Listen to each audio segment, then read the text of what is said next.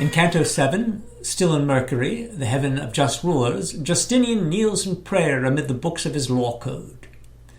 Beatrice explains to Dante the justice of Christ's incarnation and crucifixion to atone for Adam and Eve's sin.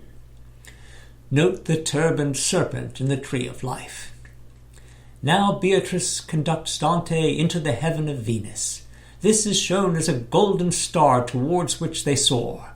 Dante introduces this canto with the lines, "Once the world believed, to the peril of its soul, that the third of the planets circling earth was the goddess Venus, she who was born from the waves by the Isle of Cyprus.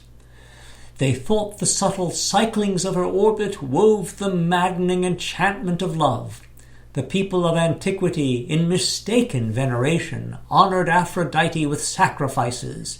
To her they turned in prayer, to her they raised pious cries. They honored as her mother the sea nymph Dione, daughter of Ocean, and they worshipped Cupid as her son.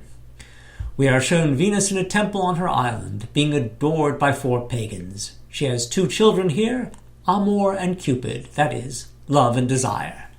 Venus holds a palm frond, emblem of victory. Love conquers all.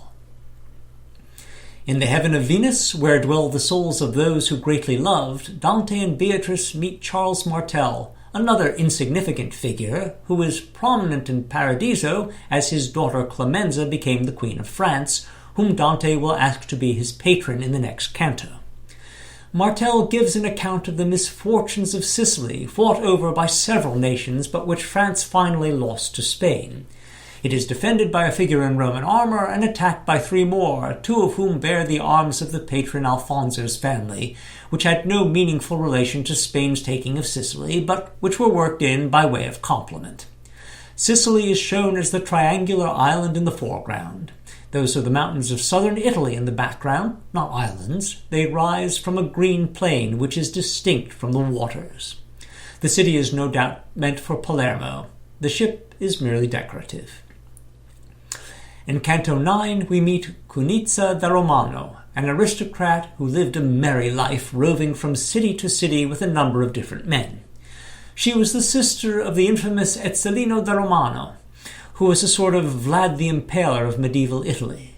Cunizza's hardly less spectacular adulteries made her placement in this heaven a parade example of God's grace. Dante was no prude, and his treatments of sex here and in Purgatorio are surprisingly modern and tolerant. We next meet Folco of Marseille, a troubadour love poet who became a Cistercian monk and finally Bishop of Toulouse. Behind him stands Cunizza. At right, we have depicted Folco's denunciation of the corrupt church and the city of Florence, illustrating the lines, "Your Florence grew to greatness from a mean seed of envy planted by Lucifer himself. Now it brings forth and spreads abroad its flower of evil, the florin, lily petals stamped on its yellow metal in every sense, the hardest currency in Europe." The unusual candor with which this manuscript illustrates Dante's bitterness towards Florence is probably due to its being commissioned by a lord of Siena, ever Florence's rival.